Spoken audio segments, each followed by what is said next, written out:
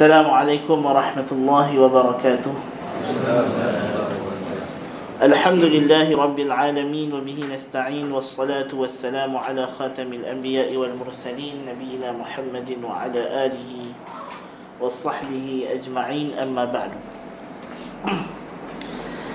Pada kelas yang lepas kita dah bincangkan tentang hubungan wahyu dengan akal dan masih berbaki. Dan kita berhenti hari itu dekat qat'i dengan dhanni. Kita katakan bahawa dalil apabila disangka berlakunya percanggahan atau pertembungan, disangkalah dia bukan betul-betul, maka kita kena lihat dari sudut apa kita panggil status dalil. Adakah dia dalil yang bersifat qat'i atau bersifat dhanni? Bukan dari sudut adakah dalil itu akli atau nakli. Sekarang kita berhadapan dengan dua aliran yang ekstrim. Satu golongan al-aqliyun, golongan yang berpihak kepada akal, seperti ahli kalam dan al-falasifah, yang ambil side akal semata-mata. So kok mana pun akal kena menang. Kan, macam kita pernah baca perkataan Abu Hamid Al-Ghazali rahimahullah dulu, kan, li'anna al-aqla muzakki syara', kerana akal itu yang mensucikan ataupun yang memberi tazkiyah, memberikan recommendation kepada syara'. Dan ini adalah asas golongan ahli kalam. Mereka kata kita tidak kenal Tuhan melainkan dengan akal. Jadi kalau kita kata akal salah, kita telah menidakkan otoriti akal. Dan dengan itu kita juga telah menjatuhkan otoriti wahyu. Kita kata tak betul. Kerana wahyu, otoriti dia bukan diberi oleh akal. Akal hanyalah tool, alat untuk mengenal. Bukannya dia tu yang, macam orang kata, macam kita kata Google, kita search Google. Okey? Ada orang kata jangan ambil ilmu daripada Google. Kita kata ayat tu kontradik. Pasal Google dia tak bagi kita ilmu. Dia hanya alat untuk mencari. Dia bawa kita pergi kepada sumber. Kalau sumber tu betul, betul lah. Kalau salah, salah lah. Kan? So ukuran dia ialah sumber. Bukannya dia ni ilmu dia cari Google je. Kan? Tak mestinya. Ada orang cari Google tapi dia dapat maklumat betul. Ada orang buka kitab tapi kitab dia kitab sesat. Kan? Dan kalau dia pergi cari hadis dalam kitab usul kafi, kitab Syiah. Kan? Yang kawan ni pula ambil hadis Sahih Bukhari tapi dia search Google. Kan? Jadi siapa betul? Of course lah yang betul itu kawan Umar hadis Sahih Bukhari. Takkan kita nak kata tak, pasal dia ni search Google jadi kita tak pakai dia. Kita pakai kawan ambil kitab walaupun kitab tu kitab Syiah. Tak betul. Itu analogi dia lah. Kan? Jadi akal ialah alat. Bukan dia yang memberi otoriti kepada wahyu. Dia hanya alat. Dengan itu kita berfikir dan kita mengenal Allah Subhanahu Wa Taala. Kita kenal Rasul bila Rasul datangkan mukjizat. Dan sebetul-betul akal tu dicipta oleh Tuhan adalah untuk mengenal wahyu. Wahyu tu yang otoriti sebenarnya. Kan? Yang ada otoriti itu ialah wahyu. Jadi macam mana kita nanti kata kalau disangka ada percanggahan kita kena menangkan akal? Tak betul. Bukan semua keadaan. Maka yang kita kena lihat, yang kita kena tengok ialah dari sudut adakah dia qat'i, pasti, tidak ada keraguan, ataupun dia ada dhanni, ada ihtimalat. Ihtimalat ni ada dia punya possibilities. Okey, dan kita sebut dalil qat'i sama ada ia dalam bentuk nas yang muhkamat. Nas yang maknanya tidak ada makna yang lain, hanya satu makna. Dan ini kita akan perincikan pada babnya nanti. Dan di antaranya ialah hissiyat, apa yang dicapai oleh panca indera, ataupun mutawatirat, khabar mutawatir, ataupun petunjuk nas yang bersepadu di antara panca indera, akal dan khabar. Sebab ini adalah 3 sumber pengetahuan yang kita dah sebut, 3 sumber epistemologi: panca indera kita, akal kita, dan report pemberitahuan yang kita dapat daripada luar, yang memperincikan apa yang tidak boleh diperincikan oleh akal. Ataupun ianya nas yang zanni. Zanni sama ada dia mutasyabihat, yang ada makna yang tertentu yang kita kena cari. Maknanya tidak dia ada nas itu membawa beberapa konteks yang kita kena cari apa konteks yang tepat. Ataupun dia ni berbentuk khabar ahad yang kita kena determine adakah dia sahih ataupun dhaif.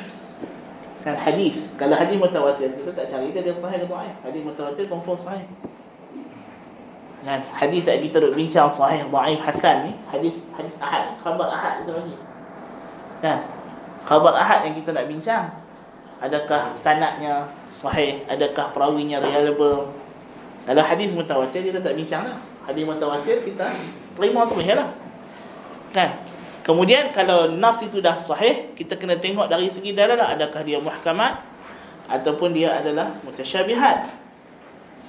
Qiyas, analogi. Qiyas ialah dhanni. Kerana qiyas dia tidak memberikan kita perincian, tafsil. Qiyas hanya memberi maklumat yang bersifat universal, kulli. Sebab itu kalau kita tengok teori-teori sains,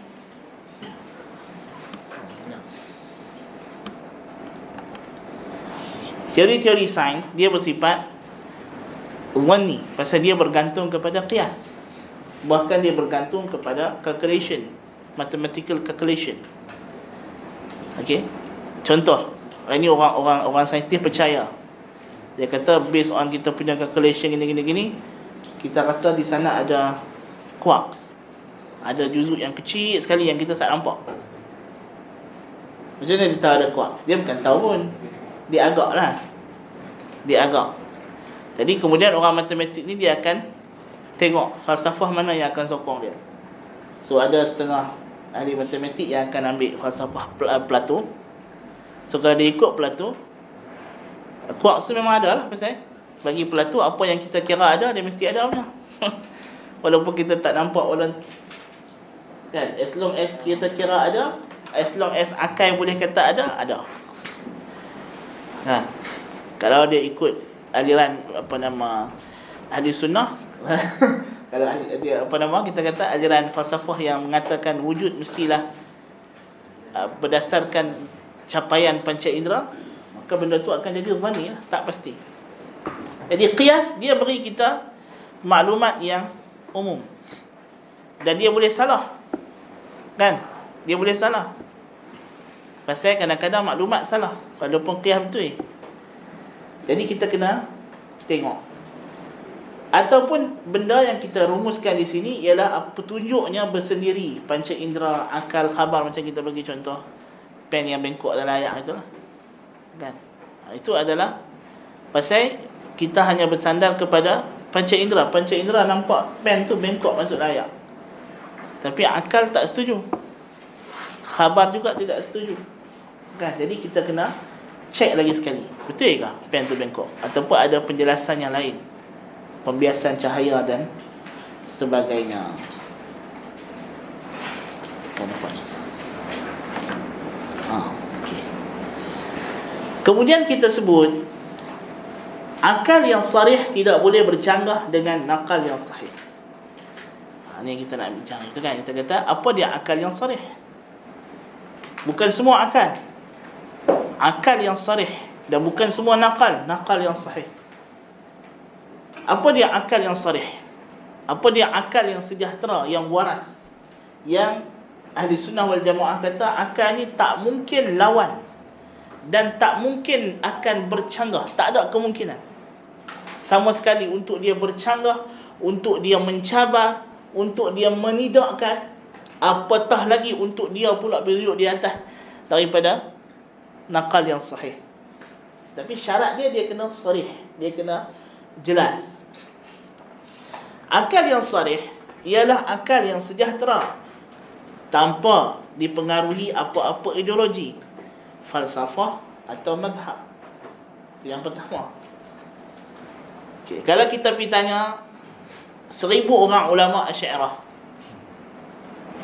Okey, 1000 orang ulama Asy'ariyah, tanya dia, Tuhan di atas langit? Dia kata tak masuk akal. Kita kata yang ni bukan akal yang sahih, walaupun dia 1000 orang. Pasal dia jawab tu bukan based on fitrah, based on akal yang dia dah campurkan dengan mazhab, ideologi, dia punya rumusan dia sendiri. Jadi tak masuk akal bagi dia. Tak masuk akal bagi dia sebab benda tu dah, akal dia sudah ada pegangan tertentu, ideologi tertentu. Dia bukan common sense. Sebab kalau common sense, kita tanya dia 1000 orang ulama Asy'ariyah tadi, masuk akal tak ada benda wujud, tapi kita tak boleh rasa, tak boleh sentuh, tak boleh pegang, tak boleh tengok, apa pun panca indera kita tak boleh capai dia, dan tak ada kemungkinan sama sekali. Bukan kata sebab dia ghaib, nanti di akhirat kita boleh tengok. Tak. Memang dia tak boleh dicapai. Dia benda yang tidak boleh dicapai oleh panca indera sama sekali. Hanya boleh dicapai oleh akal. Masuk akal tak kalau benda ni ada? Tentu 1000 orang ulama Asy'ariyah ni dia kata masuk akal. Pasal dalil dia kata tu Ibn Sina kata dalam Al-Isyarat wa Tanbihat. Kan? So dia bila dijawab masuk akal, bukan akal hak Tuhan cipta awal-awal masa fitrah. Itu akal selepas dia dah baca Al-Isyarat wa Tanbihat oleh Ibn Sina. Kan? Bila Ibn Sina isbatkan kulli. Kan? So itu adalah ideologi yang dia dah pegang. Tapi kalau kita percaya orang Badui, orang yang tak tahu apa, duduk lautan, tapi habaq dia, dia kata tak masuk akal. Mana boleh? Kan? Dan benda tu kita tak payah tanya orang Badui pun. Kita tanya 1000 ulama Asy'ariyah tadi boleh. Yang hampa kata tak masuk akal ni, tak masuk akal dari sudut common sense ke dari sudut, dia akan jawab ini bukan common sense. Ini adalah based on argument yang diberi oleh Ibn Sina dan sebelum itu ialah Plato. Okay? Jadi dia berkata based on argument tu kami percaya, jadi kami kata boleh. Kan? Tapi kalau orang yang tidak terdedah kepada mazhab dan falsafah ideologi tadi, dia mungkin tak terima. Macam kita tengok di barat sekarang. Okey. Kalau kita pergi habaq dekat dia, LGBTQ+ ni adalah crime yang mesti dapat severe punishment. Kan, kalau orang yang melakukan liwat mesti dihukum mati. Agak-agak dia terima lah. Dia barbaric, dia kata. Kan? Tak masuk akal, dia kata. Takkanlah. Tak payah LGBTQ+ lah. Kita pergi tanya orang yang dah mind dia yang telah disekularisasikan. Kata ni Islam, kalau budak 10 tahun tak mau sembahyang, Nabi suruh pukul. Tekan mana? Nak back. Payah dekat laptop lah. Tak apa. Okey. Dia kata tak boleh ni penderaan. Dia kata dengar lah pasal takkan sebab tak semayang berkotan. Kan? Tak payah orang secular mind kan. Satu bapa anak dia balik mengadu, cikgu rotan. Pasal apa cikgu hang rotan? Yalah tadi saya balik awal tak semayang. Agak-agak pak tu nak buat apa? Pak tu pergi serbu sekolah buat parang lah. Kan? Dia kata awak cikgu berani rotan aja, bukan dia buat apa pun, tak semayang dia pun. Patut punya pak tu kali. Boleh tak semayang je pun bunyi tu. Kan? Tengok atas bawah ni orang Islam ke apa. Kan? Tanda pak dia pun tak semayang lah. Pasal tu anak tak semayang. Kan? Pok anak tu ikut pok lah. Kan? Jadi tak masuk akal bagi dia rotan sebab tak sembahyang. Pasal apa? Pasal dia sudah ada pemikiran tertentu. Pasal solat tu sudah remeh dalam hidup dia. Tapi orang yang logik, orang yang waras, solat ni kan hak Tuhan. Kalau kita orang yang percaya Tuhan, tak sembahyang kan jenayah besar. Kan? Ni jenayah lagi besar daripada rasuah, jenayah yang lebih hebat daripada skandal YNDB. Betul tak? Pasal rasuah, kalau orang tu ambil rasuah 300 bilion contoh. Tak payah kata 2.6 bilion, 300 bilion. Ada kena hukum bunuh? Tak ada. Bahkan dalam Islam tak ada hukum hudud pun untuk rasuah. Kan, terpulang pada budi bicara hakim. Macam Saudi kan, dia tangkap orang rasuah tu, dia buah dekat Hotel Hilton. Tapi dia tak buah dalam bilik dia buah dekat ruang tamu hotel tu. Kan, sampai daripada tu bayar balik. Kan, macam kita pun rasuah, bayar balik lah duit tu kita ambil tu. Kan, ataupun kalau tak boleh bayar, baru penjara. Tapi kalau tak sembahyang dalam Islam, kalau orang tu tak sembahyang, kan, dia tak sembahyang Zuhur sampai masuk Maghrib, tak mau sembahyang, of course dalam hukum syarak, orang ni kerajaan kena hukum penjara. Kan, hukum mati. Dia tak boleh kata tak apalah, dia tak sembahyang je pun, peribadi. Ada kan, orang yang bagi orang bila dengar hukum hudud, dia takut, dia kejut tu, tak sembahyang pun dah kena hukum bunuh. Bagi dia sembahyang tu remeh. Pasal dah tak ada rasa hebat sembahyang dalam diri dia. Pasal apa cakap itu? Pasal akal dia dah tak waras. Dia sudah dipengaruhi oleh syahwat, dipengaruhi ideologi keduniaan, materialism. Okay? So dia dah tak rasa ada kepentingan benda-benda yang bersifat spiritual, tentang agama. Kan? Jadi itu akal yang tak soleh. Akal yang soleh dia akal yang sejahtera atas fitrah. Yang saya kita akan bincang tentang fitrah. Macam mana kita nak tahu akal tu soleh? Dia diketahui menerusi at-tawatur, pegangan banyak orang yang tidak dipengaruhi oleh mana-mana mazhab tadi. Orang yang secara tanpa dipengaruhi. Kalaupun dia orang yang dipengaruhi, kita suruh dia fikir balik. Kalau hang tak pegang dengan mazhab ni, hang bayangkan hang tidak ikut logik yang kau pegang. Kalau kita suruh dia bayangkan, dia keluar daripada paradigma yang dia duduk itu, dan dia tinjau daripada atas, maka dia akan rasa benda tu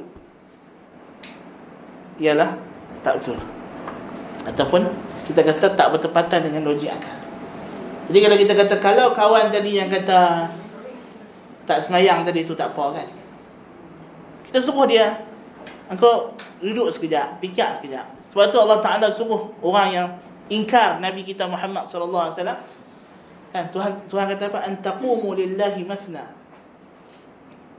Engkau berdiri, Tuhan suruh berdiri, kau fikir. Kan? Kau fikir sah, Muhammad ni gila ke? Macam apa tuduh? Dia kena orang kata apa? Ambil masa. Renung dalaman. Itu ada dalam Quran, tak ada suruh orang musyrikin buat macam tu. Kan? Supaya dia balik kepada akal dia yang waras. Pasal sekarang dia tak waras ni, dia tengah duk seronok, duk tahan dia punya berhala-berhala yang nenek moyang dia dah hajak. Jadi dia kena rehat sat daripada pegangan tu, dia kena fikir secara objektif, kita kata. Tinggalkan emosi, tinggalkan pengaruh-pengaruh luar. Itu dalam Islam kita ada ibadat tafakkur yang kita dah bincang sebelum ni. Kan? Baik. Tidak bercanggah dengan wahyu dan realiti. Kalau dia bercanggah dengan realiti, tak masuk akal lah. Kan? Lepas tu Tuhan berhujah untuk membatalkan syirik dengan realiti. Tuhan kata, "Lau kana fihi ma'alihatun illa Allah la fasadata." Kalau langit dan bumi ni betul-betul ada sembahan yang hak lain daripada Allah, musnah habislah. Tak, bayangkan, ya, kalau semua agama yang ada ni betul, Lepas tu semua sembahan-sembahan, patung-patung berhala, kubur-kubur, capal, apa semua ni betul. Kan?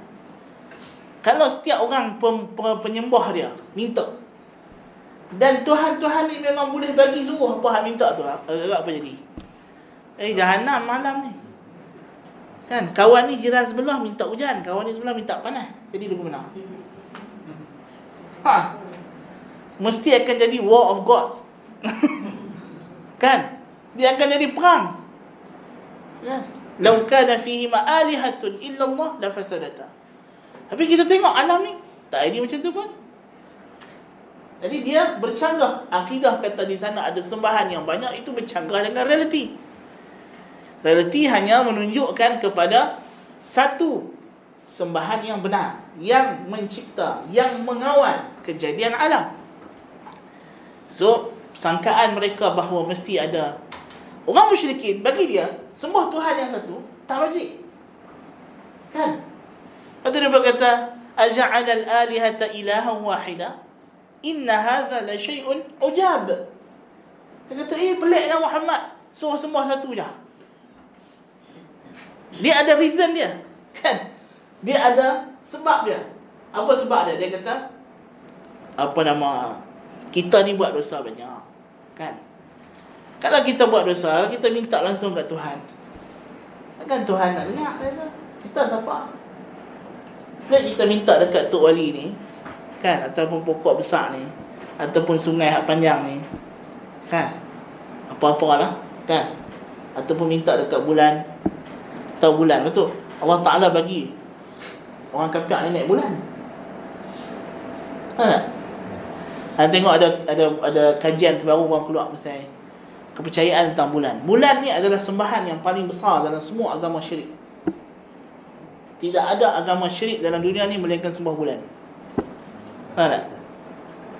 Sebab tu Nabi tunjuk dekat, Nabi tengok dekat bulan, Nabi kata dekat Aisyah, ista'idhu min syarri hadzal ghasiq. Minta lindung kepada Tuhan daripada kejahatan al-ghasiq, gelap malam. Namanya nak gerhana bulan kan.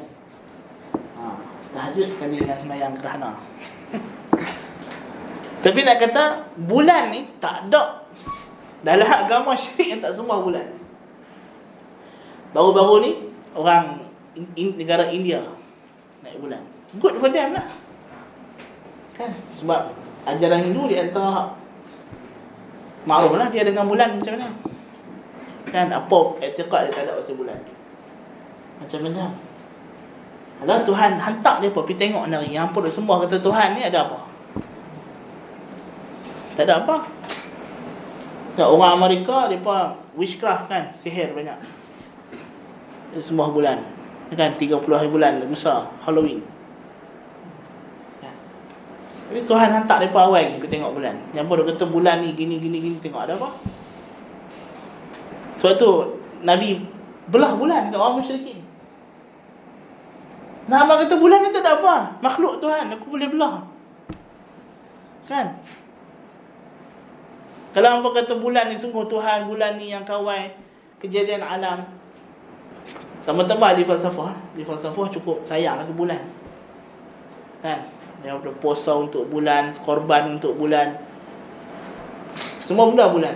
Saya bagi mereka bulan adalah akal yang ke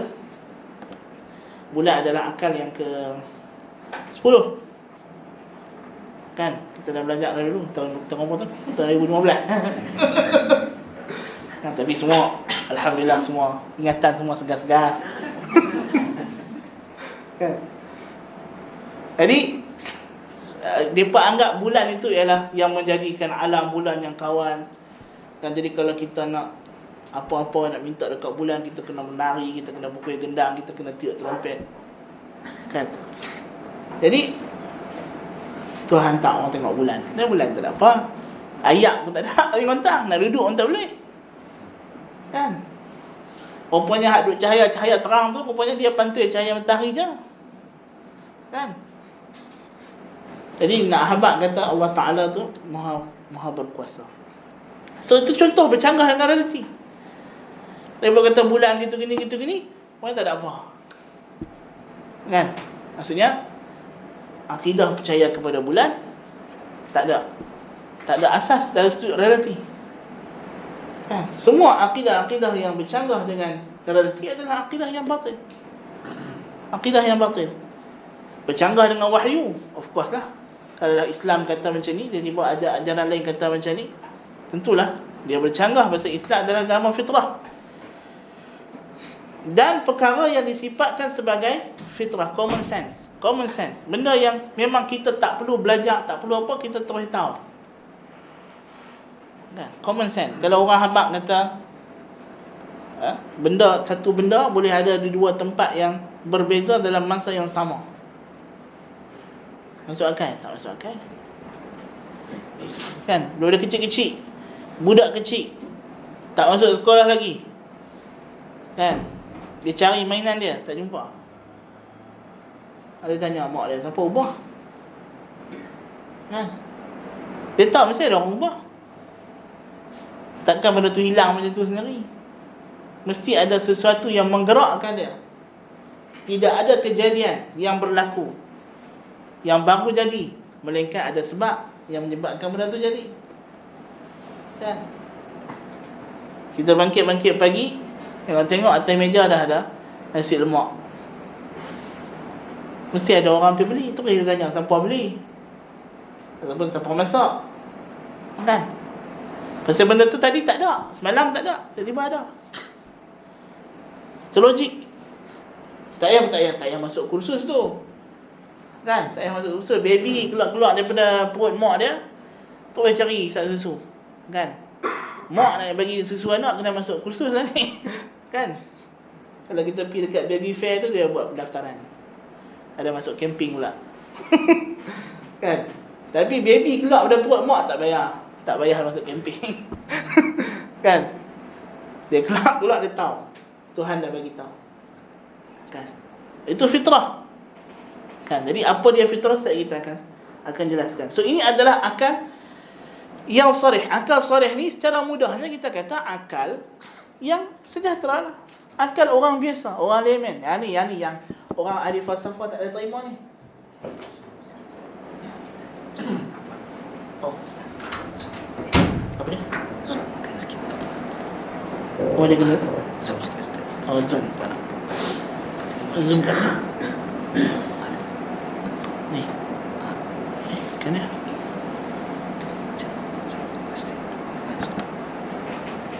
Ni apa dia?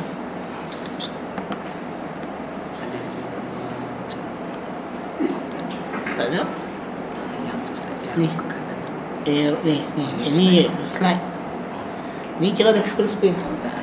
Zoomkan untuk bagi nampak. Oh ni, tak nampak. Kecil-kecil. Pasal dia kecil. Kan siapa dah tak boleh. Okey. Jadi sebab itu dalam falsafah dia dibina di atas memerangi common sense. Dia tak boleh common sense. Kan? 2 malam lepas sembahyang Isyak tu, ada satu uncle tu kat sembahyang kat Masjid Istiad tu. Dia tanya lah kita tulis tesis pasal apa? Kita kata lah pasal Ibn Taymiyah apa gini. Oh, dia kata ni lah orang-orang Salafi ni, dia kata ingat semua orang boleh faham Quran. Dia kata. Ni masalah. Depa ada satu arrogance. Satu rasa macam Al-Quran ni mesti hanya dipahami oleh golongan elit. Dia macam ada unsur-unsur batiniah juga. Kan? Tapi the degrees of batiniah tu lah kita katakan. Semua ada perangai yang sama, berkongsi satu cara fikir. Bagi dia, tak semua orang boleh faham Quran. Jadi sebab tu orang awam taklid je lah. Tak ada fikir-fikir, tak ada bagi dalil.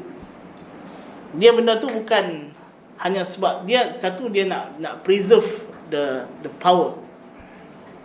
Tak, supaya orang semua ada ditunduk dekat dia. Kan? Dan itu adalah konsep yang dipakai oleh Firaun. Kan, fastakhaffa qaumahu fa'ata'u. Dia bodohkan akal dia pun. Sebab tu Buya Hamka kata, sebelum penjajah mai, apa keadaan masyarakat? Dia kata belum penjajah datang, masyarakat Nusantara ni, dia ceritalah kan, ulama-ulama, kalau yang nama ulama agamawan pun ajak agama dekat mana? Dekat baca doa ni, dapat pahala sekian masuk syurga. Lepas tu kalau geng Habib-Habib, hamka kata buat tangkai, jual. Kan kita kata, hamka kata. Dia mana guna perkataan Habib tu? Bukan tahun 2011, 2010 baru main puak-puak tu. Wujud lama. Sebelum British main, dia pun duduk ada. Kan? Dia kata, jadi pemerintah suka lah. Suka. Pasal apa? Pasal dengan cara tu orang akan taat. Jadi kalau pemerintah buat salah pun, orang tak tahu pasal hukum hakam, tekat belajar benda-benda macam tu je.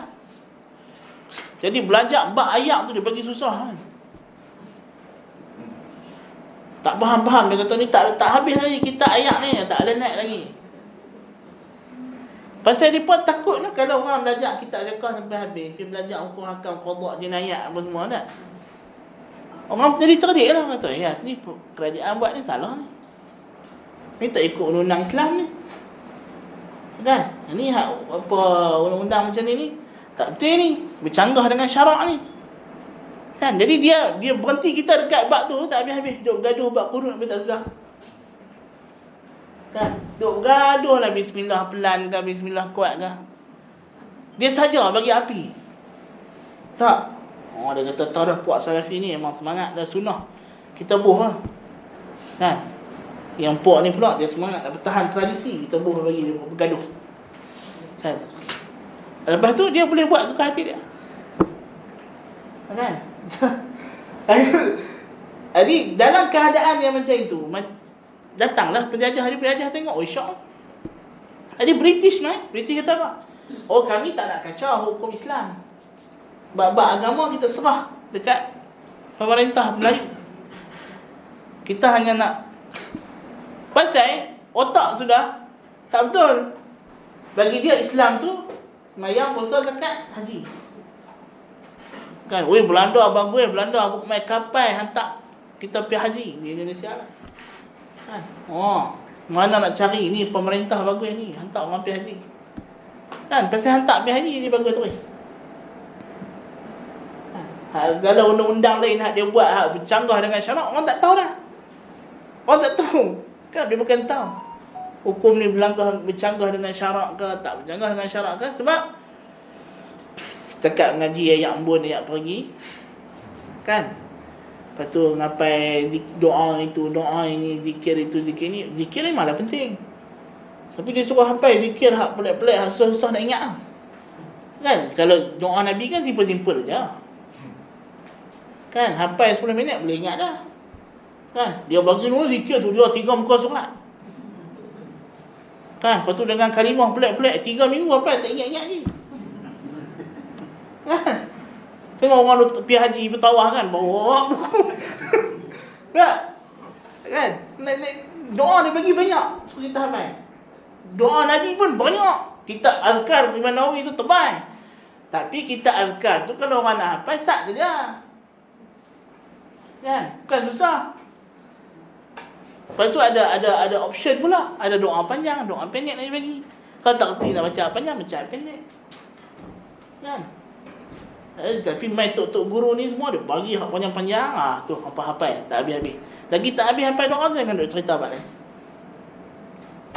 Hak dia pun lah buat segala macam benda-benda pelik-pelik. Kalau apa tak boleh hafal, panggil aku je doa. Dia pandai. Tak, kalau orang mati, kita nak minta Tuhan ampun dia. Bukan doa panjang-panjang pun. Ya Allah, Tuhanku ampunkanlah ibu dan ayahku, kan senang. Tak sampai 3 saat je dah. Dia bagi kita doa tahlil tu dia nak. Dia kata kalau nak Tuhan ampun mak puak hang ni satu buku ni. Dia kata, hafal. Kita pun tengok mana nak hafal tu guru, tak apa panggil aku mai. Kan? Panggil saya boleh baca, dia kata. Saya hafal. Kan? Tapi dia kata doa ni panjang. Kalau kita baca, apa dia kata. Kan? Jadi itu cara. Macam mana agama itu, agama bukan candu, tapi bila ditambah perisa dengan agamawan yang betul, dia akan lebih mabuk daripada candu. Tapi you kena guna agamawan yang betul lah. Kalau main agamawan yang tak betul, tak boleh orang nanti sedang habis semua. Kan? Tapi kalau you pandai guna dia punya agamawan, ahli agama, tok guru yang betul, tok guru ni boleh adun agama tu sampai jadi candu, mabuk, orang takkan sedang sampai bila-bila. Kan? Kita sedang-sedang tu je, biji timah kosong. Tak ada apa lah.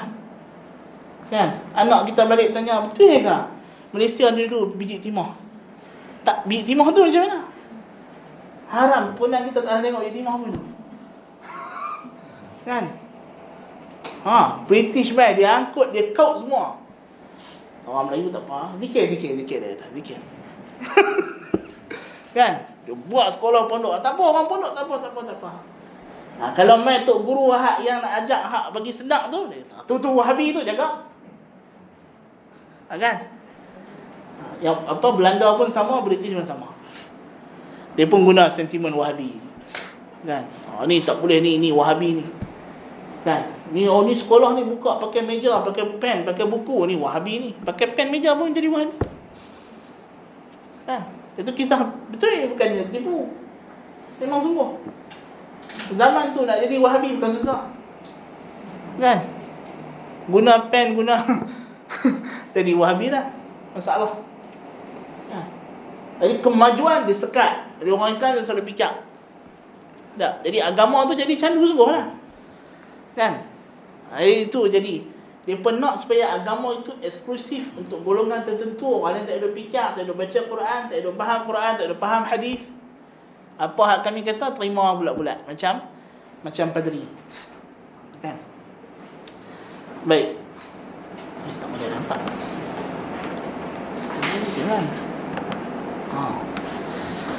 Okey, Contoh masalah yang sering dibangkitkan sebagai percanggahan antara akal dengan nakal. Yang pertama, sifat ulu bagi Allah Ta'ala. Ini contoh klasik yang Ibn Taymiyah sebut dalam Darut Ta'arud.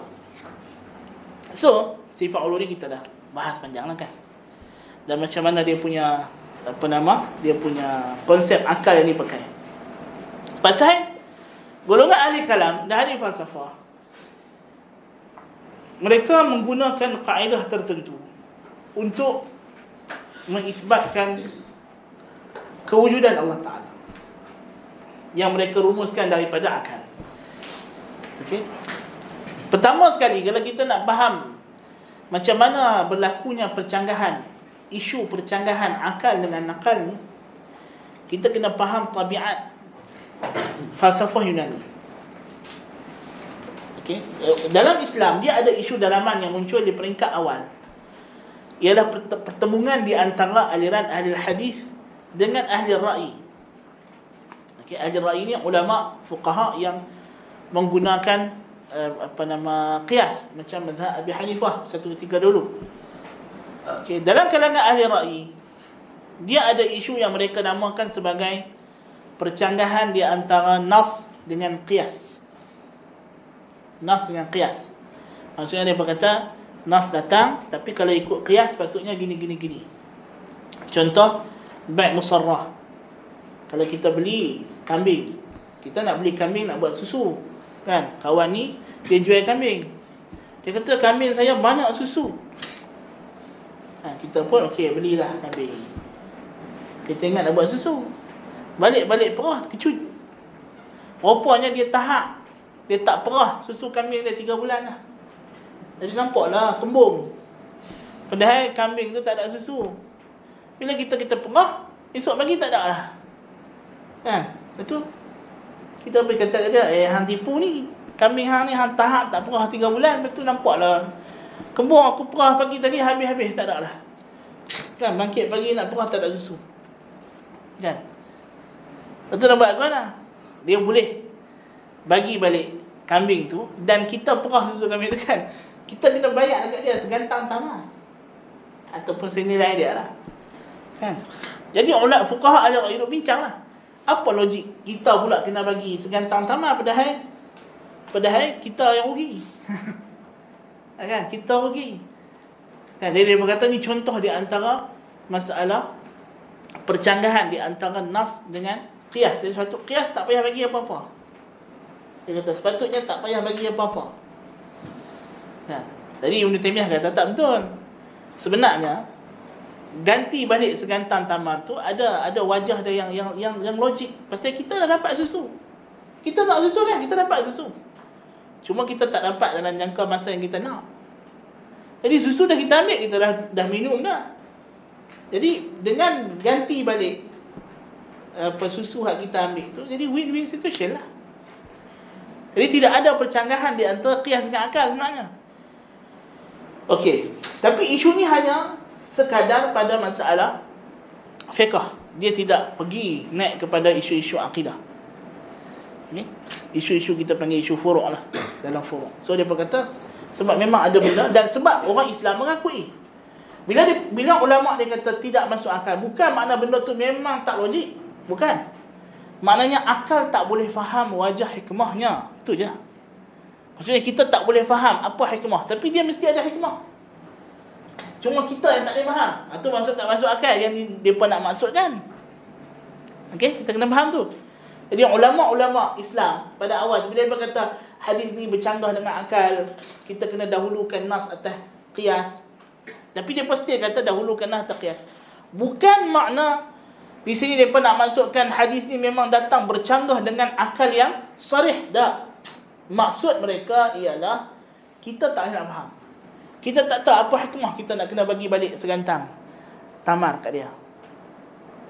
Mungkin dari logik biasa kita ialah benda tu tampak tak, tapi sebenarnya ada logiknya yang hanya Tuhan yang tahu. Sebab kita ini asas orang Islam. Kita kena terima bahawa akal manusia ada batas. Kan? Bukan semua benda. Pasal apa? Tak ada air tapi kena ganti tanah, tayamum. Kan? Apa logik tayamum? Jadi kita mungkin tak nak cakap apa logik tayamum. Kan? Adalah hikmah-hikmah yang kita dapat capai bahawa tanah lebih banyak sumber daripada air, lebih mudah dapat. Kalau air kering, tanah tak kering. Tanah tu ada. Kan? Especially bila air kering, tanah memang sesuai lah. Dia jadi kering elok gitu. Tayamum.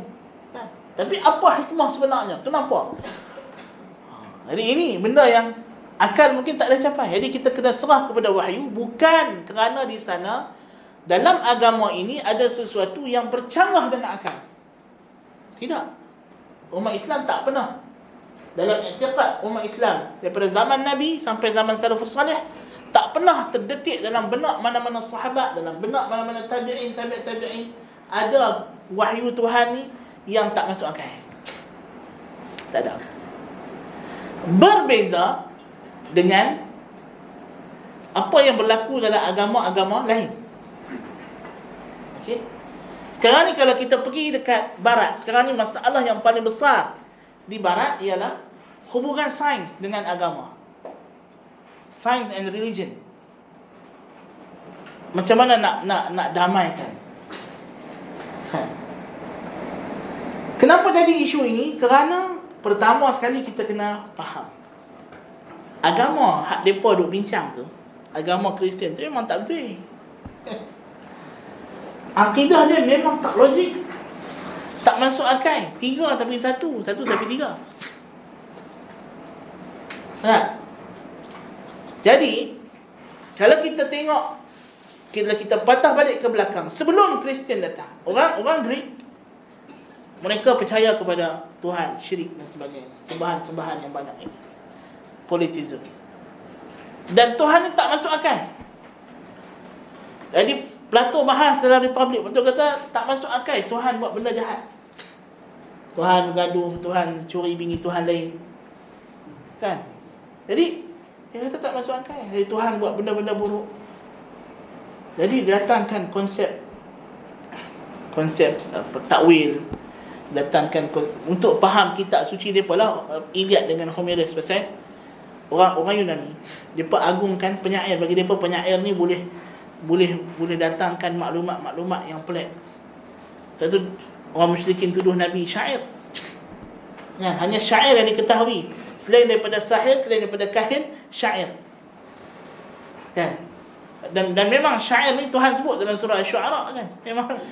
Memang syaitan turun bagi dia kan, benda yang pelik-pelik. Pasal dia duduk seorang-seorang, duduk kan. kat wadi-wadi duduk khayal-khayal. Lepas tu dalam syair Arab kan dia ada al-hawatif, syair jin. Jadi ahli syair ni dia akan pergi duduk dekat wadi, dia tunggu dengar kalau jin ada buat syair apa-apa, dia balik dia riwayat. Sebab tu Walid bin Mughirah yang dia hantar pergi nak dengar Nabi baca Quran itu. Pasal apa dia dipilih? Pasal dia kata dia ni paling tahu syair manusia dan jin. Jadi kalau dia dengar Quran, kalau Quran ni syair, kalau bukan pada manusia mesti pada jin. Kan? Jadi kita nak kena cari orang hak dengar syair manusia dan jin. Kan? Jadi dia pergi hantar kau ni. Kau ni kata manusia bukan, jin bukan. Tinggal satu aja lah option dia. Kalam Tuhan lah. Kan? Lepas tu, kalau manusia, kita tahu manusia. Kan? Apa nama, Abu Bakar Siddiq suruh pengikut Musailimah Al-Kadzab baca. Kan? Quran yang Musailimah bawa main. Kan? Bila baca-baca, orang kata, ish, ayat apa tak? Orang turun surah Al-Fil, dia nak buat surah Al-Fil. Nabi surah Al-Fil, alam tara kaifa fa'ala rabbuka bi ashabil fil. Dia surah Al-Fil, Al-Fil, wa mal fil lahu khurtumun tawil. Gajah, apa itu gajah? Gajah itu ada belalai yang panjang. Takkanlah ni Tuhan cakap. Kan? Lekehnya. Setakat nak habaq gajah ada belalai yang panjang, tengok sudahlah. Tuhan tak cakap benda-benda tak faedah. Benda yang mungkin kita rasa faedah, tapi Tuhan tak boleh cakap benda macam ni. Tuhan Maha Suci. Tuhan bukan kerja Tuhan nak cerita dekat kita matahari ni gini, bulan ni gini. Itu Tuhan dah bagi kepada kita panca indera, kudrat, akal. Kita boleh pergi tengok hari, dia tak payah cerita kita. Takkanlah Tuhan nak cerita detail pasal kejadian alam. Kan? Dia hanya cerita benda yang menjadi bukti kekuasaan dia, yang kita diberi kunci untuk kita meneliti. Ada pencerita detail gajah bentuk badan, batu lalai panjang, ini confirm bukan Tuhan. Ayat orang kata ni kalam la yakhruju min kalam yang tak keluar daripada Tuhan. Kan? Jadi balik cerita kita tadi ni, kan? Jadi bila orang Yunani, dia kan tak logik. Jadi ahli falsafah dia cuba nak mencari logika. Dan falsafah di Yunani bermula dengan penelitian kepada alam, kajian sains. Kan? Mula dengan Talis. Dia pergi kaji air sungai, dia kaji dia belajar geometri. Kan? Jadi kemudian bila maklumat-maklumat sains ini makin bertambah, dan mereka nak mencari hakikat. Dia berkata alam ni berubah, apa dia hakikat? Jadi di sini mereka nak mencari apa dia makrifah, apa dia knowledge. Dan macam mana kita nak satukan di antara riwayat agama yang bercanggah dengan fakta-fakta yang kita dapat daripada penelitian alam. Dan benda itu berulang kembali pada Kristian. Kalau dulu Plato dengan Aristotle, kemudian benda itu berulang balik kepada Kristian. Sebab itu Agustinus bagi dia yang terbaik adalah orang Kristian adopt Aristotelian. Pasal memang itu isu yang sama berulang. Kalau dulu agama mereka agama yang batil, palsu, sembah berhala, lepas tu tak boleh nak cope dengan realiti, bercanggah dengan akal yang sarih. Kan kita kata. Jadi agama tadi dah bercanggah dengan akal yang sarih. So macam mana kita nak cari penyelesaian? Jadi Aristotle kembalikan realiti, Plato kembalikan realiti kepada sesuatu yang kita tak boleh nak capai, kepada satu realm yang lain, yang dinamakan idea of Platus, kan, ataupun form. Dan benda yang sama kemudian akan dibuat, dan telah dibuatlah oleh Kant. Kan? Kant nak menyelesaikan masalah yang sama. Jadi Kant kata kita ni hanya boleh capai fenomena, kita tak boleh capai noumena. Setiap benda ada fenomena dia, ada noumena dia. Fenomena ni apa yang kita boleh nampak depan kita, komputer ni apa semua. Tapi hakikat komputer hak yang disebut oleh Plato tu komputer, yang bukan laptop, bukan desktop, yang tak ada apa-apalah sifat-sifat dia, tak ada warna, tak ada saiz, tak ada apa, tak ada tu, kan? Itu tak ada di mana? Yang tu kan kata tak boleh dicapai sama sekali. Balik sama konsep Plato juga. Walaupun Plato dia kata bolehlah dicapai dengan bila datang Plotinus kata boleh dicapai dengan kasyaf. Jadi kita kena masuk suluk sampai akal kita bersambung dengan akal 10. Jadi kita dapat lihatlah alam yang gaib itu. Itu yang disebut oleh Plotinus kemudiannya, sebab dia nak gabungkan di antara. Tapi generasi moden, saintis moden barat, mereka sudah tidak percaya kepada Tuhan. Okey. Dan di antara yang melemahkan kepercayaan kepada Tuhan ialah Kant. Bila Kant kata, Kant dia nak pertahankan Trinity. Orang kata kita tengok 1 tambah 1 tambah 1 3. Macam mana Trinity jadi 1? Kant kata 1 tambah 1 tambah 3 tu, yang tu 3 kita nampak di alam ni. 3 yang membentuk fenomena. Tapi 1 tambah 1 tambah 1 dalam noumena kita tak tahu. Kan hakikat dia. Dia kata, hal yang kita tengok ni bukan hakikat. Hak ni hanyalah fenomena yang disusun oleh otak kita. Dia kata. Jadi kita ada dalam otak ni, dia kembangkan lagi Plato punya kategori daripada 10 tambah lagi 2, 12. Lepas tu dia kata, ini semua disusun oleh otak. Dia kata alam ni semua celaru.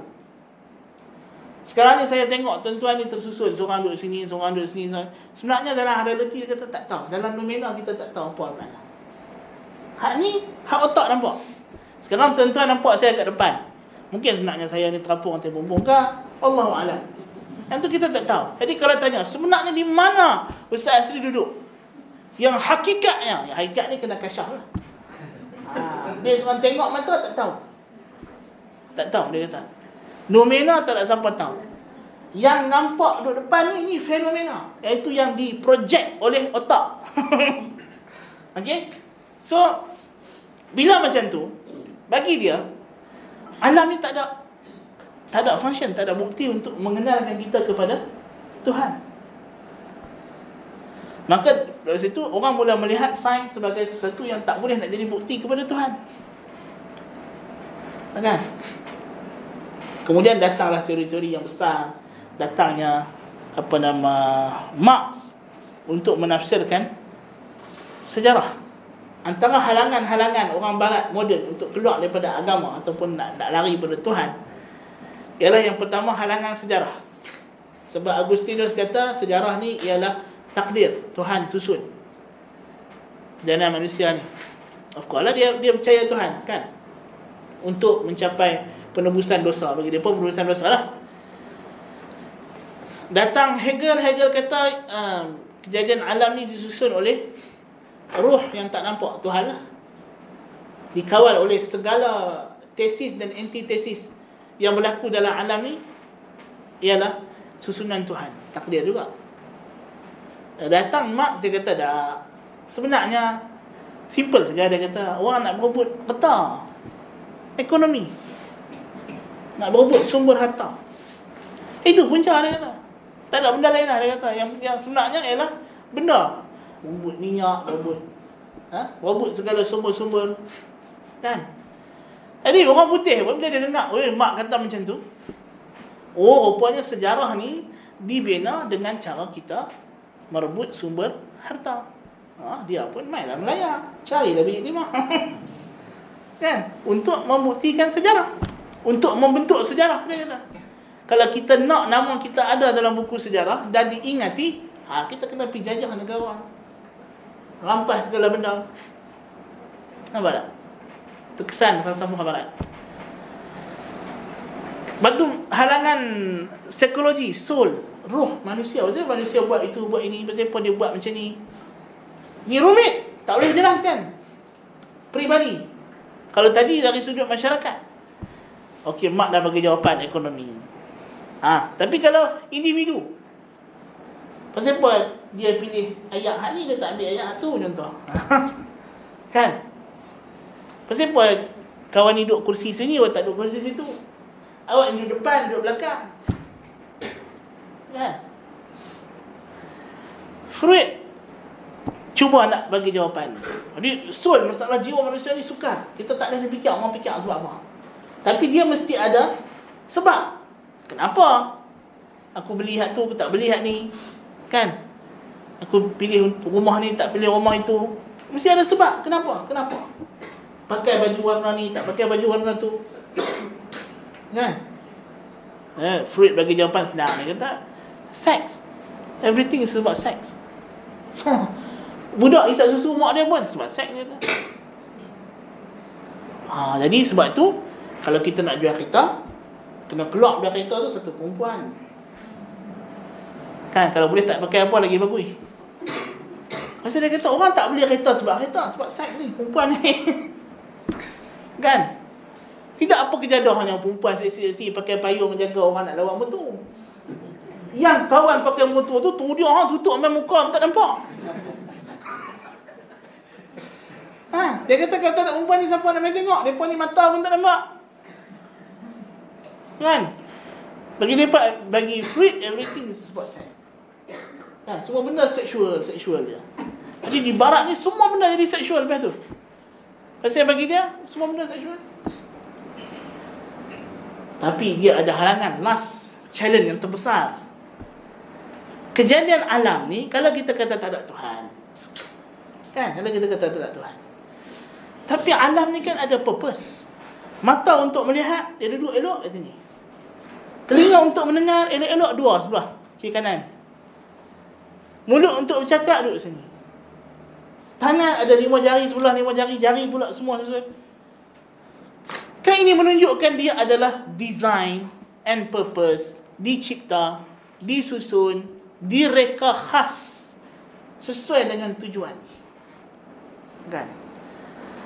Yang ni dia berkata kita kantui. Siapa nak jawab ni? Kita nak buang Tuhan ni. Kita nak pastikan God is dead, macam Nietzsche kata. Kan? Siapa nak boleh pergi matikan Tuhan dekat titik terakhir ni? Kalau kita padam hak ni, dia kata confirm. Kita boleh merdeka daripada Tuhan. Datang Pakcik Darwin, dia kata aku boleh. Okey, Pakcik Darwin, apa you punya solution? Sebelum Darwin tu macam-macam solution orang bagi, tapi siapa tak ada jawab. Datang evolusi. Tapi evolusi Tuhan boleh kawal, dia kata evolusi. Kalau you kata evolution, tak mustahil nanti orang akan kata evolution ni dikawal oleh Tuhan. Orang mereka pun tekan tu. So evolution datang sebelum Darwin. Tok Wan Darwin tulis pasal evolution, tahu tak? Tok Wan dia. Tapi yang Tok Wan dia tak boleh jawab adalah apa yang menggerakkan evolution. So still God. Okay? So Darwin kata tak apa, aku tak boleh selesai.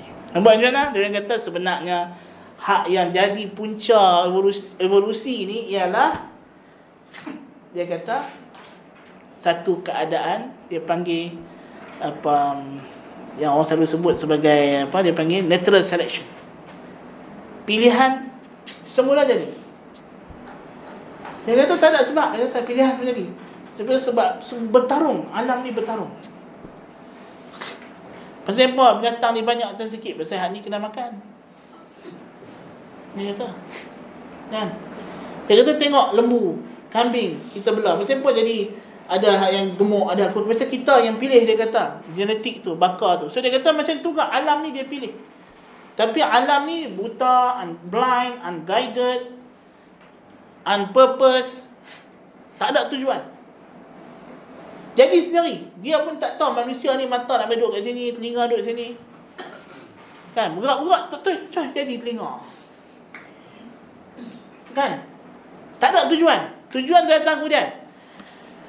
Macam mana kita nak buktikan benda ni ada? Dia kata kita kena cari aib dalam alam ni sebanyak mungkin. Dia kata. Engkau cakap memanglah aib kita ni makhluk. Aib tu datang daripada kita. Of course, aib itu ialah apa yang Tuhan tak bagi. Kalau Tuhan bagi, mana nak main aib? Aib itu ialah kerana kehilangan daripada sumber yang Tuhan cipta. Of course, kita mesti ada aib. Aib itu daripada diri kita. Tapi Darwin dia pergi tengok aib ni. Cari aib. Kan? Tang mana ada kecacatan. Dia kata, mata ni walaupun macam ni, tapi ada kekurangan dia. Apa kekurangan dia? Gini. cerita pasal kekurangan, orang cerita pasal kehebatan. Kan? So, dengan 3 benda ni, dia pun concluded, okay, selesai. Sains dengan Tuhan boleh cerai, dia kata. Kita dah tak perlu Tuhan untuk jawab lompong ini. Lompong-lompong ni kita tak, Tuhan tak isi dah. Pasal Tuhan ni bagi mereka hanyalah to fill the gaps, untuk mengisi sengkang yang ada, yang sains tak boleh jawab. Jadi kalau sains boleh jawab, tak apalah, kita buanglah Tuhan. So 3 yang last, tempat kosong yang terakhir, dia kata. Dah 3 ni isi, selesai. Jadi berlakulah, kita kata, percanggahan di antara agama dengan sains, dia kata. Pertama, agama sendiri tak betul. Kedua, teori sains dibina di atas akidah yang dah salah. Okay. Pasal apa mereka nak buang Tuhan daripada sains? Pasal mereka nak buang agama tak betul. Agama yang menindas. Kan tadi kita kata agamawan yang mencandukan agama. Itu yang berlaku kepada gereja Katolik. Pope ni terlalu hebat, maksum, suci. Apa dia kata semua kehendak Tuhan, divine will. Kemudian Pope ni dia lantik raja. Tak ada. Jadi kalau dah kehendak padri adalah kehendak Tuhan, jadi kalau padri nak lantik kawan ni, si Polan jadi raja, kehendak siapa tu? Kehendak Tuhan. Jadi raja juga adalah kehendak Tuhan. As long as raja kehendak Tuhan, apa saja kehendak raja, kehendak Tuhan. Sudah. Jadi raja ni dia tidak bertanggungjawab melainkan kepada Tuhan. Tapi Tuhan, siapa Tuhan dia? Pope tu.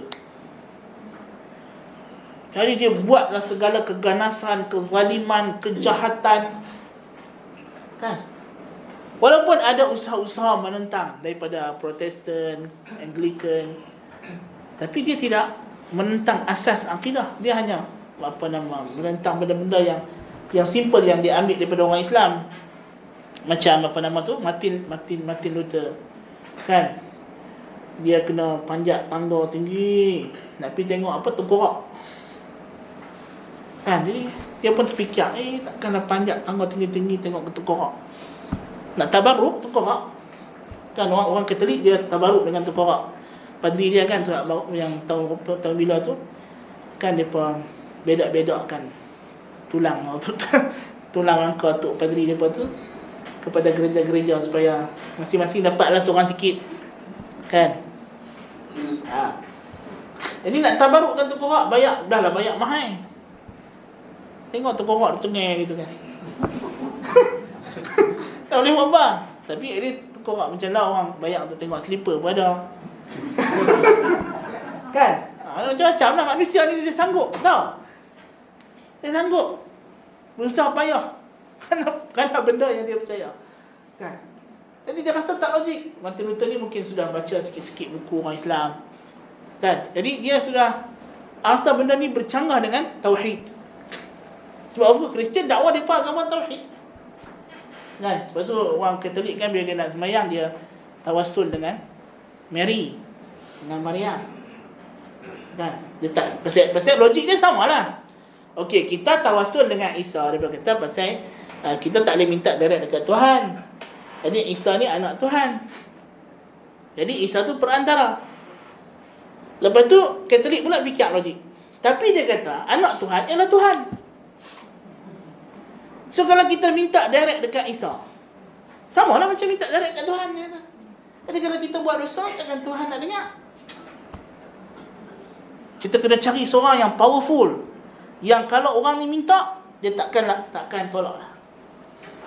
Dia kata siapa lagi daripada mak dia? Theotokos. Kan? Mak Tuhan. Dia kata, takkan Tuhan nak tolak pula kalau mak dia minta. Nampak macam logik lah. Tapi tu kita kata kan, dia punya jalan analogi qiyas tu salim, tapi isi kandungan dia memang karut. Kan? Pasal tak logik daripada awal. Tuhan ada anak tu ada mak. Kan? Jadi masalah. Jadi bagi Martin Luther, jadi minta dekat Maryam ni syirik, dia kata pasal ni perantara syafaat. Jadi kita kena minta terus direct kepada Tuhan. Tuhan bagi dia adalah Isa lah. Kan? Jadi dia pun lawan gereja Katolik. Kan? Lawan gereja Katolik.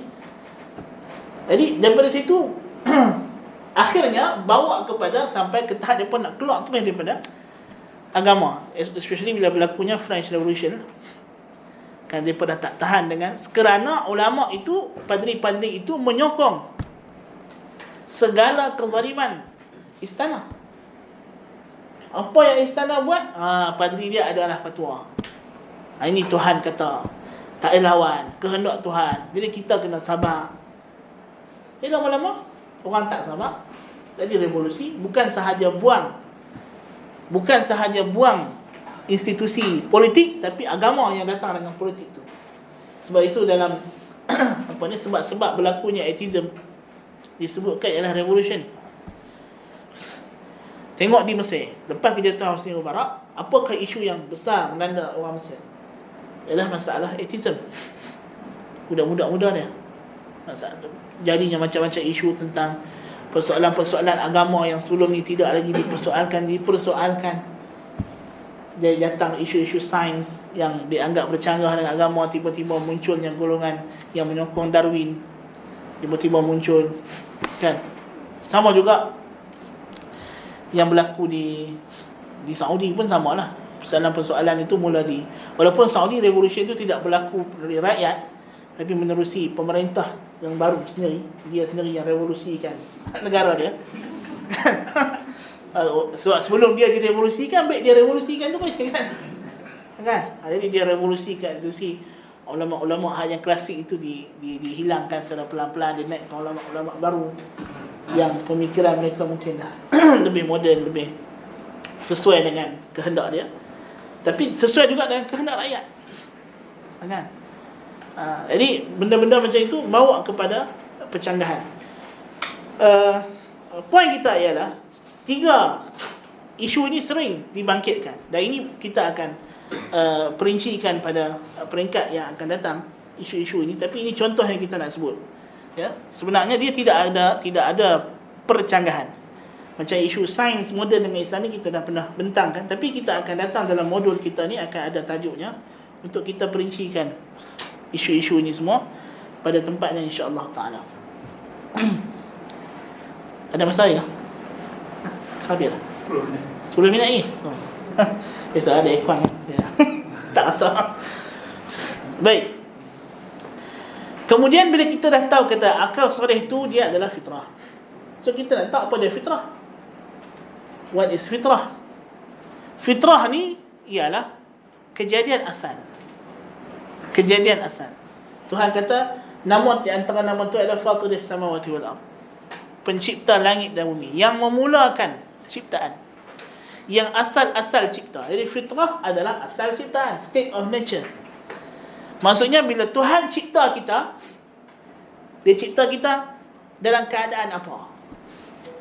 Jadi kita manusia ni bila cipta, kita adalah manusia, dicipta dengan bentuk manusia, diberikan jantina, ada lelaki, ada perempuan. So itu adalah state of nature. Okay? Tetapi dari segi maksud syar'i ialah keadaan asal manusia ketika diciptakan oleh Allah Azza wa Jalla, itulah Islam. Yang dimaksudkan di sini ialah kepercayaan.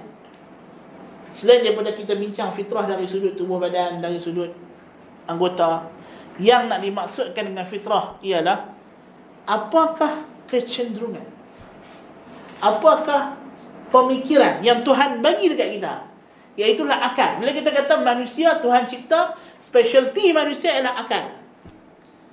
So apa dia dalam akal tu? Apa dia software yang Tuhan bubuh dalam kita? Itu maksud dia. Nah, kalau kita beli laptop, okey, laptop dicipta ni fitrah dia lah, badan dia apa semua fitrah. Tapi di antara fitrah laptop juga ialah software dalam ni. Jadi kalau beli laptop yang jenama HP apa semua, dalam dia ialah Windows. Kan? Windows apa tak kira lah. Tu software yang diletakkan dalam ni. So lepas tu kita hanya boleh terima software yang sesuai dengan Windows, hardware yang sesuai dengan, compatible dengan Tadi kita cucuk dekat Mac tak keluar-keluar macam tu kan. Set wire dia tak kena. Kan tak kena dengan fitrah dia.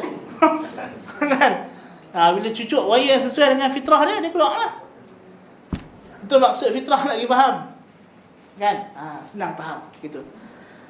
Jadi fitrah bermaksud setiap manusia dilahirkan dalam keadaan dia bersedia menerima Islam tanpa berhajat kepada faktor bantuan luar. Itu maksud.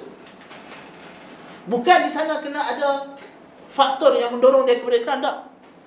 Maksud fitrah diumpamakan satu orang kalau dia duduk satu pulau seorang-seorang, lepas tu mai dekat dia Rasul. So dia ni tak ada berkawan dengan siapa, tak ada pengaruh luar, tak ada pengaruh ideologi, mazhab. Dia menggunakan akal dia yang sedia ada, yang Tuhan bagi. Tak ada pengaruh syaitan, kita anggarkanlah, tak ada pengaruh syaitan, tak ada pengaruh manusia lain. Lepas tu mai dekat dia Rasul. Rasul tu bagi tahu dekat dia, Tuhan kata gini. Kita kata based on fitrah dia akan terus terima tanpa banyak tanya. Itu maksud. Sebab memang dia diciptakan untuk bersedia menerima Islam tanpa memerlukan faktor luar. Tetapi syarat fitrah ialah tak ada penghalang. Penghalang dia tadilah sama ada syahwat atau syubhat yang akan disebutkan juga dalam hadis yang akan datang. Dalil fitrah ialah firman Allah Ta'ala dalam surah Ar-Rum ayat 30, fa'aqim wajhaka lid-din hanifa fitratallahi allati fataran nasa 'alayha. Dirikanlah wajahmu, hadapkan dirimu kepada agama yang lurus.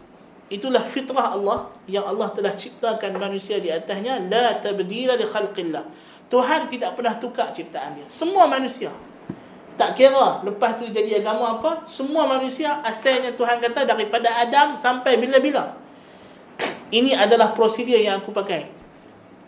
Tuhan kata aku takkan ubah ni. Semua manusia aku cipta bersedia untuk menerima Islam.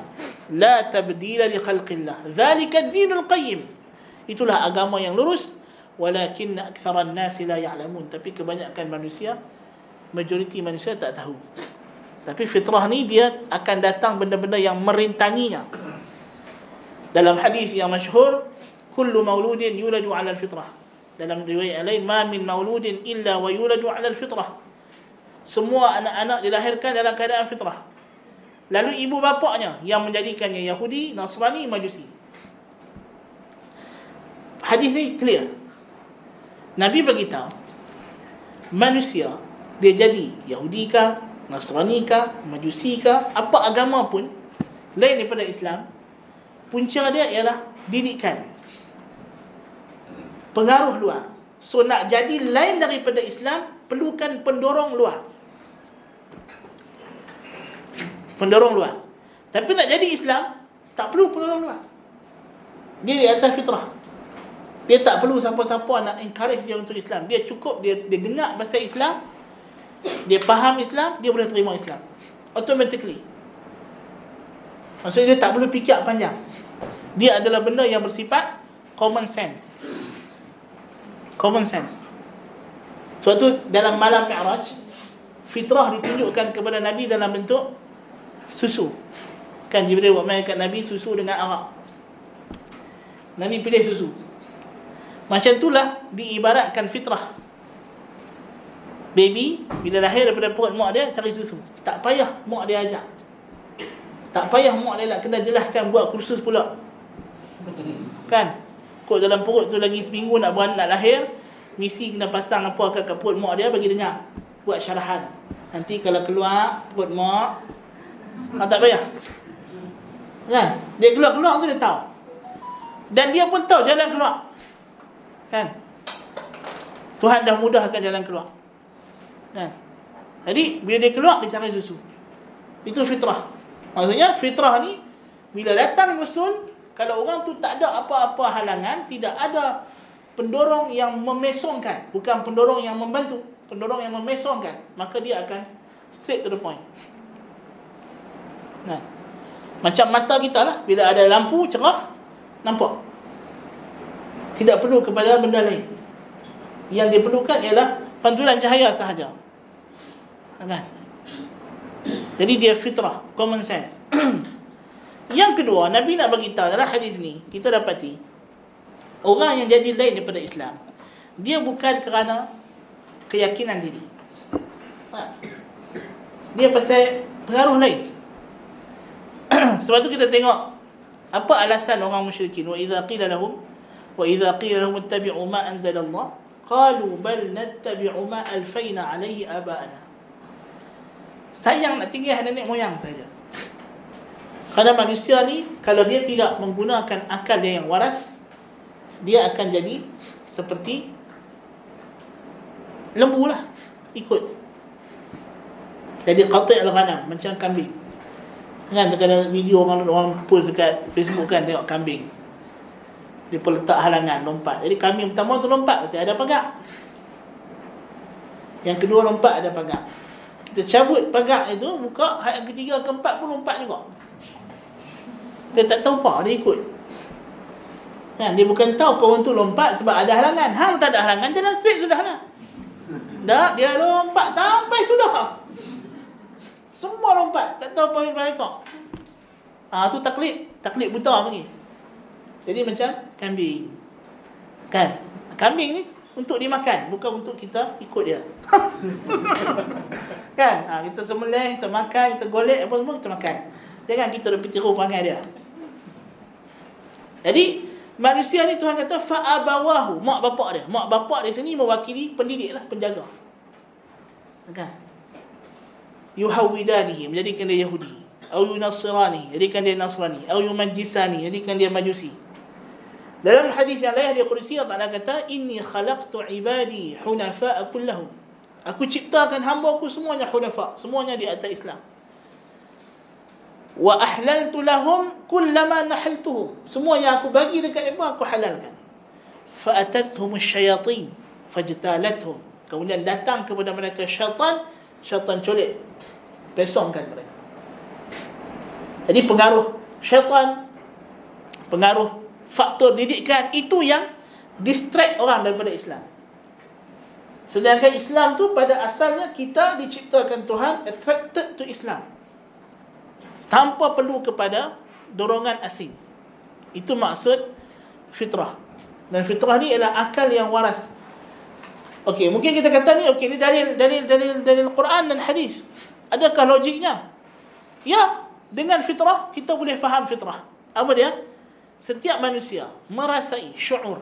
Seperti Ibn Taymiyah menekankan kepentingan syuur, perasaan, rasa diri.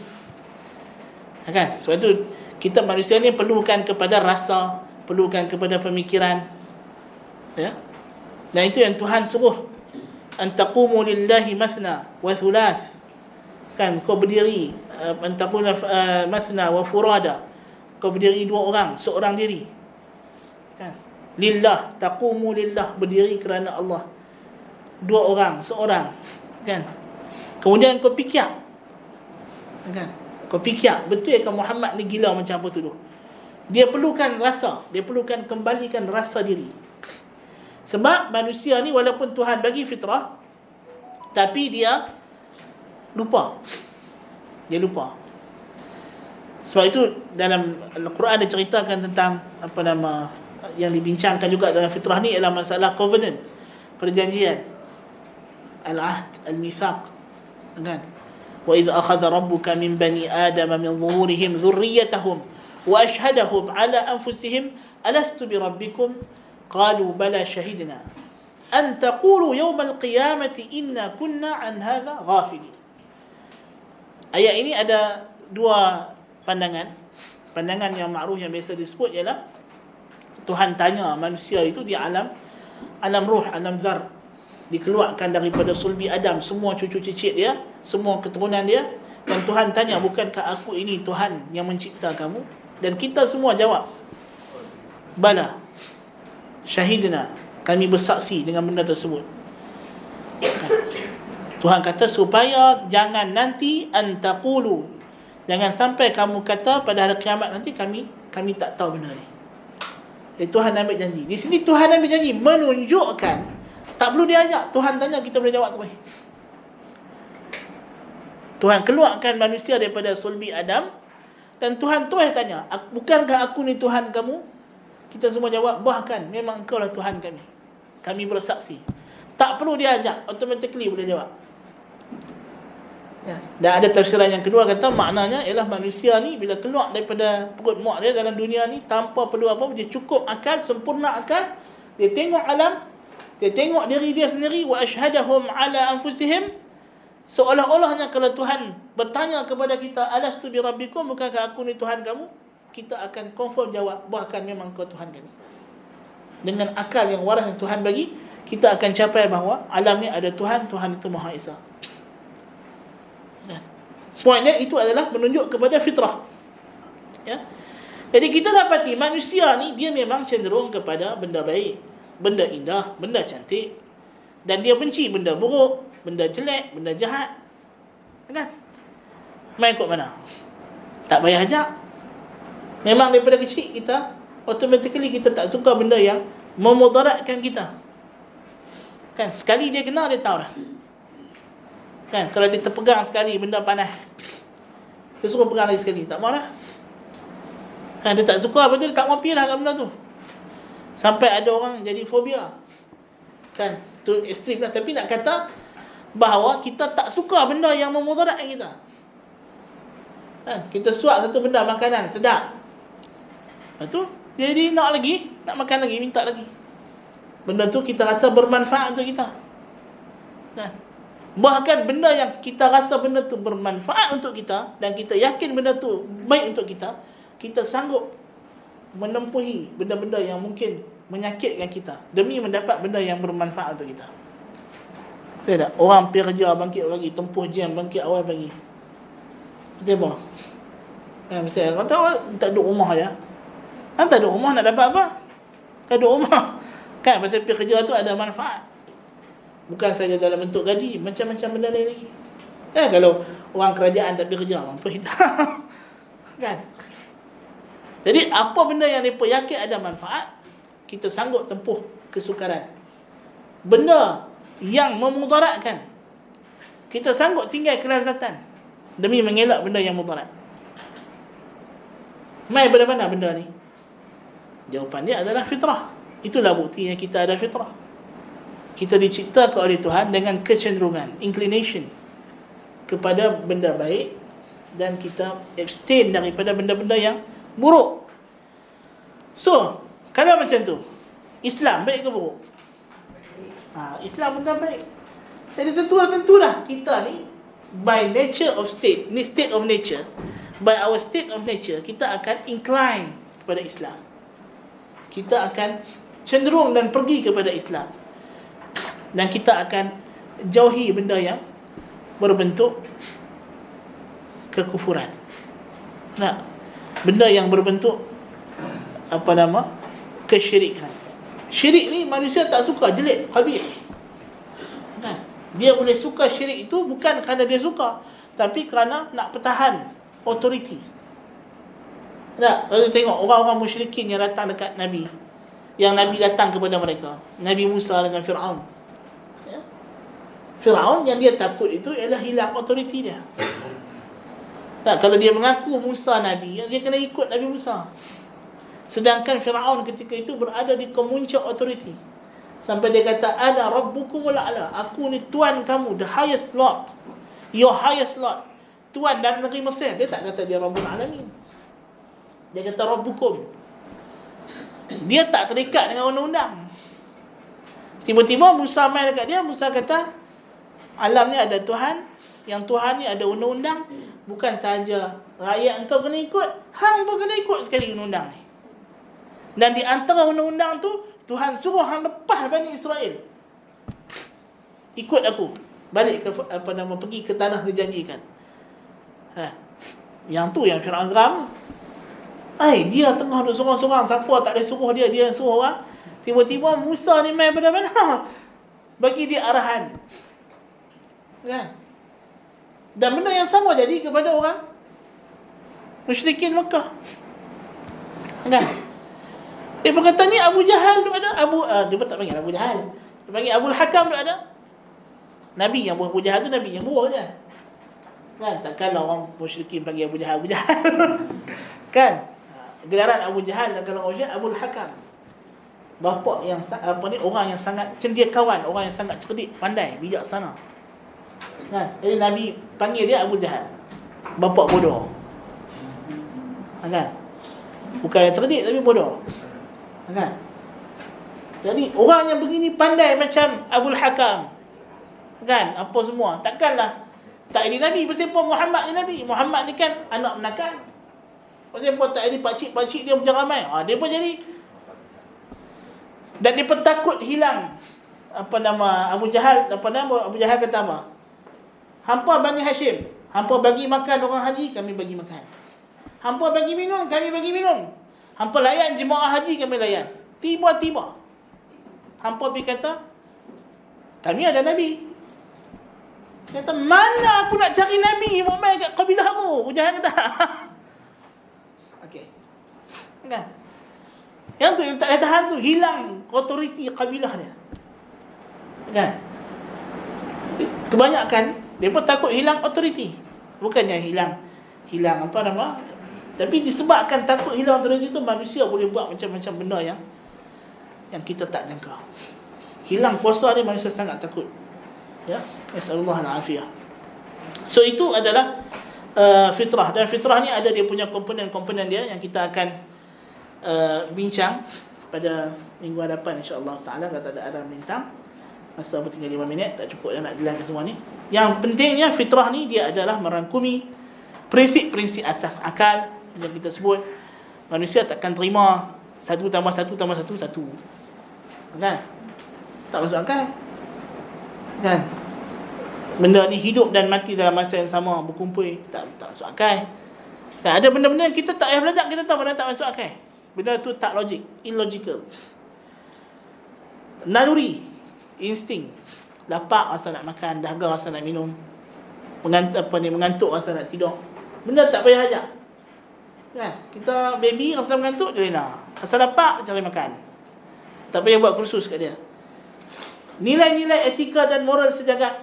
Kita benci kezaliman, benci orang merompak, mencuri, membunuh tanpa hak. Itu semua adalah nilai-nilai etika dan moral sejagat yang berkongsi padanya semua manusia. Kalau kita tengok bila datang kes Palestin, semua orang manusia yang masih ada fitrah, dia akan reject benda tu. Tapi rejection itu kadang-kadang based on fitrah sahaja, tanpa dipandu oleh wahyu, kadang-kadang dia tak tepat. Ya? Jadi ini adalah komponen fitrah yang insya-Allah taala kita akan elaborate dia nanti pada kelas yang akan datang. Kita berhenti sekat itu dulu untuk pagi ini. Aqulu qawli hadza wa astaghfirullahal azim li wa lakum. Subhanakallahumma bihamdika asyhadu an la ilaha illa anta astaghfiruka wa atubu ilaik. Assalamualaikum warahmatullahi wabarakatuh.